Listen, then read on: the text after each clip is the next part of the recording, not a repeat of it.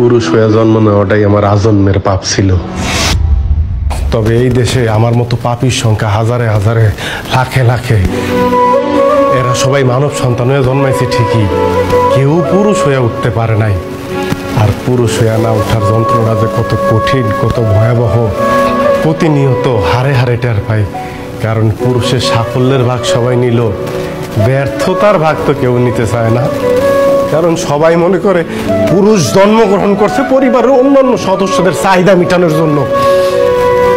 অনেকে ভুলেই যায় পুরুষ নামক মানুষটার মধ্যেও একটা মন আছে, একটা হৃদয় আছে, হৃৎপিণ্ড নামক একটা বস্তু আছে।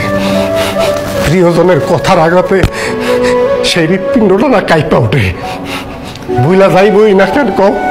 কারণ পুরুষ তো কখনো কারো প্রিয়জন হয়ে উঠতে পারে না। সব সময় পুরুষ প্রয়োজনই কাজে লাগে।